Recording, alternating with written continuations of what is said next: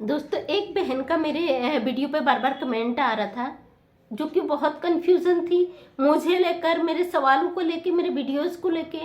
तो उनका सवाल था, दीदी आप क्या है, पत्रकार हैं या क्या है? मैं आपकी वीडियोस से अच्छी लगती हैं, बट मैं बड़ी कंफ्यूजन रहती हूँ कि आप क्या है, मैं आपको समझ नहीं पाई हूँ। और एक भाई जी का भी, शायद मुझे लगता है टीचर है, काफ़ी मतलब एक एज के भी हैं, और टीचर लगता है मुझे उनका, क्योंकि एजुकेशनल उनका चैनल है। तो उनका भी सवाल आया था, बहन आपकी वीडियो बहुत रहस्यमयी होती है, अच्छी होती है, बट कंफ्यूज रहता बहुत। तो आज मैं आपको अपना छोटा सा रेफरेंस देना चाहती हूँ। जो मुझे जानते हैं ऑलरेडी पहले से, वो जानते हैं, बट जो मुझे नहीं जानते उनके लिए आज अपना छोटा सा परिचय है। दोस्तों, मैं बचपन में मेरी मदर जो है एक्सपायर हो चुकी थी। उस समय मैं 6 क्लास में पढ़ती थी। उसके बाद हमारे जीवन बड़ा संघर्षों में बीता।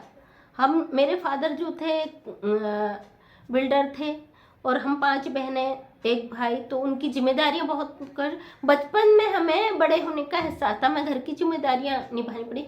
उसी के साथ साथ हमने अपनी लाइफ में वो सारी सिचुएशन, मैंने अपने पुराने वीडियोस में अपनी लाइफ के बारे में डाला है, बहुत लंबी हो जाती वीडियो। उसके बाद मेरा 12th करते ही मेरा एक RSS विद्यालय में यूपी में चयन हो गया था, जहाँ मैंने ग्रामीण क्षेत्रों में बेटियों के लिए काम करा, जहाँ बेटियों को घर से बाहर नहीं निकलने दिया जाता था।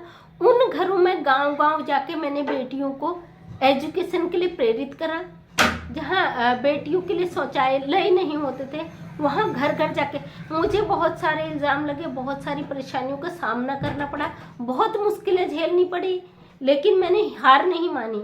वहाँ के लोगों द्वारा मुझे मतलब महिलाएं पक्ष में आई। धीरे धीरे जब देखिए, जब कोई फील्ड जब बहुत ही ज़्यादा पिछड़ा क्षेत्र होता है, वहाँ के लिए हम कदम उठाते हैं, हमें लगता है कि हमें इन ग्रामीण क्षेत्रों को सक्सेस करना चाहिए, महिलाओं को और बेटियों को। तो मुझे बड़ी वहाँ पे दिक्कत आती, मुझे भी वो दिक्कत आई। जैसे ही मैंने महिलाओं को उस क्षेत्र में सपोर्ट करने की कोशिश करी, बेटियों को आगे लाने की कोशिश करी, तो उस घर के जेंट्स उनके अगेंस्ट हो गए, बहुत सारी मुश्किलों का, लेकिन मैंने हार नहीं मानी। अंत में विजयी होती है सत्य की। मैंने उन बेटियों को सक्सेस करा।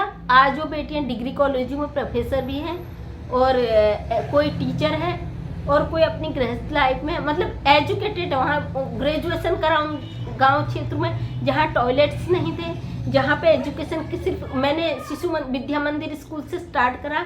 मैं मथुरा RSS शिविर में उन बेटियों को ले गई, उन्हें बाहर की दुनिया दिखाई, मैंने सक्सेस किया।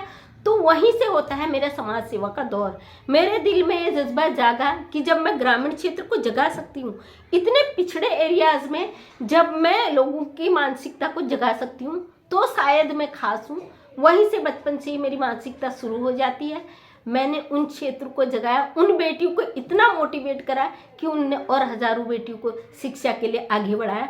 अब मुझे ज़रूरत नहीं थी उस गांव में अपनी कि मैं एजुकेशन के लिए उन्हें प्रेरित करूं, क्योंकि वहाँ की जो हजारों बेटियां थी वो प्रेरित हो चुकी थी। ये मेरे लिए पहला मोटिवेशन था, और बहुत मोटिवेट हुई। वहीं से मेरा दूसरा सफ़र होता है, जब मैं 19 साल की एज में वापस अपने गाँव आती हूँ, तो वहाँ से मुझे क्षेत्र पंचायत के लिए खड़ा कर दिया जाता, और बम्पर वोटों से मुझे जिता दिया जाता गांव के लोगों से। दोस्तों, उसमें मुझे, मेरी एज इतनी कम थी, उस फील्ड, उस बैकग्राउंड की कोई जानकारी नहीं थी, मेरे लिए हर चीज़ नई थी, और नया एक्सपीरियंस था, क्योंकि मैंने बेटियों को मोटिवेट किया।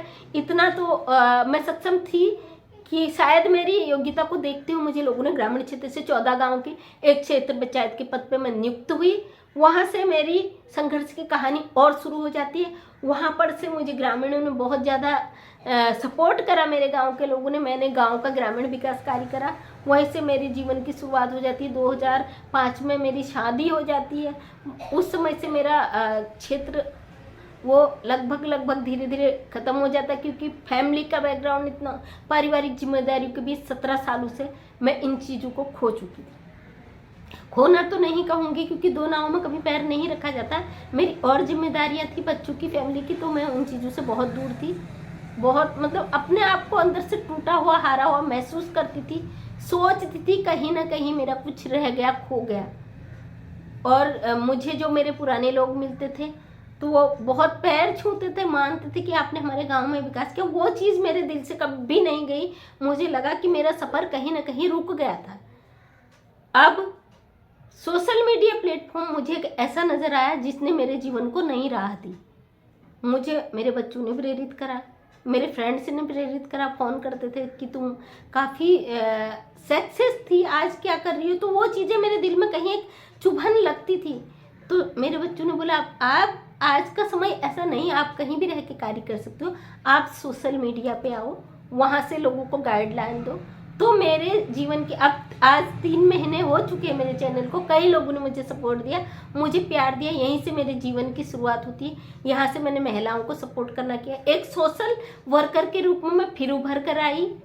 महिला कोई पीड़ित होती है तो 100% कोशिश करती हूँ कि उसकी घरेलू टेंशन को मैं एक ऐसा मोटिवेशन देके ख़त्म कर दूँ या शांत कर दूँ, या फिर हो सकता है उन्हें कानूनी राय, जो भी है, अगर वो उस चीज़ के हकदार हैं उन्हें कानूनी राय देती हूँ। और जो कि मेरे हस्बैंड भी एक पुलिस डिपार्टमेंट से, उन्हें एक कानूनी प्रोटेक्शन दे सकती हूँ महिलाओं को। एक ऐसा मानसिक और इकोनॉमिकली मैंने इतना डेवलप किया है कि काफ़ी महिलाएं सक्सेस हुई है, कुछ विकलांग महिलाएं भी हैं जिनके लिए मैंने कार्य किया है। तो मेरे जीवन का यही लक्ष्य है कि अगर हम इस काबिल हैं, समाज को कुछ दे सकते हैं, तो हमें उसके लिए आगे आना ही पड़ेगा। कई लोगों के कमेंट्स थे, दीदी आप इतना खतरा क्यों मोल लेती हो, आप चैनल बनाओ, वीडियो बनाओ, आपको क्यों खतरा, दूसरों के खिलाफ क्यों जाती हो। उसके लिए मैं बता दूं दोस्तों, मैं गलत को कभी बर्दाश्त नहीं कर सकती हूँ। मेरा दिल गवाही नहीं देता कि कोई अदर पर्सेंट आपके साथ गलत कर रहा है तो आप उसका जवाब ना दो। सोशल मीडिया प्लेटफॉर्म ऐसा है, इसके माध्यम से हम किसी के ऊपर टीका टिप्पणी नहीं करते, लेकिन हमें सच्चाई समाज के आगे लानी पड़ती है। कई लोग कहते हैं आप हमारा थंबनेल यूज करते हो वायरल होने के लिए।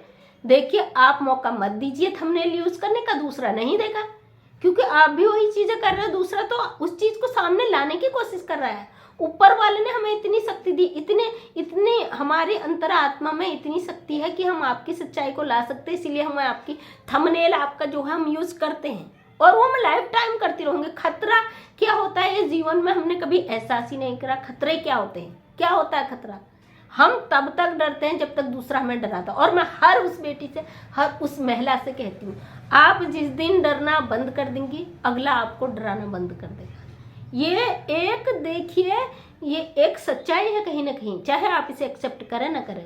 मेरी एक बहन का कमेंट आया था कि आपकी बातों से मैं काफ़ी मोटिवेट होती हूँ, शायद उनका गाने का कोई चैनल है, तो दीदी आप, मैं बहुत डरती हूँ कहीं भी जाती हूँ। होता है क्योंकि जब तक एक्चुअल में मेरे साथ इतने सारे हादसे हो चुके हैं कि मुझे डर क्या होता है उस चीज़ से मैं कभी डरती नहीं हूँ। ये बचपन से ही एक हम ऐसे माहौल में पले बड़े हैं कि हमें डर तो बहुत कोसों दूर तक हमारे नज़दीक नहीं आया। बट मैं हर उस महिला से कहती हूँ, अगर आप डरते हैं किसी भी चीज़ को, आप जब तक झेलते हैं ना मुश्किलों को, तभी तक आपके पास मुश्किल रहती है। जिस दिन आप उन मुश्किलों का सामना करना शुरू कर देते हैं, मुश्किलें खुद ब खुद आपकी चली जाती। ये कमजोरी, ये डर आपके शरीर में, आपके उसमें नहीं होता है, ये आपकी मानसिकता में छुपा होता है। जब तक आप मानसिक रूप से कमजोर हैं, कोई बंदा आपको डरा नहीं सकता, यह सत्य है। तो दोस्तों, वीडियो बहुत लंबी हो जाती है, थोड़ा सा रिप्रेशन मैंने अपने बारे में दिया था। अगर आपको पसंद आया तो प्लीज़ चैनल को सब्सक्राइब करें। दोबारा समाज में आई हूँ, आगे बढ़ाने की कोशिश करें कि मैं अपनी बेटियों को, जैसे मैंने ग्रामीण क्षेत्र में पहले कार्य करा था, फिर आगे से कर पाऊँ। उसके लिए आप लोगों का सपोर्ट, प्यार की बहुत ज़रूरत है।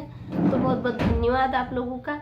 अगर आप चाहेंगे मैं नेक्स्ट टाइम फिर आपके लिए वीडियो लाऊंगी, इसके लिए मेरा नोटिफिकेशन आप तक मिले, इसलिए मेरे चैनल को सब्सक्राइब करें। प्लीज़ वीडियो को लाइक शेयर कर दें, एक प्यारा सा कमेंट कर दें, ताकि आपके बातों से मोटिवेट होकर समाज में सारी ये जो गंदगी से ख़त्म करने के लिए एक और नया जज्बा लेके आऊँ। बहुत बहुत धन्यवाद।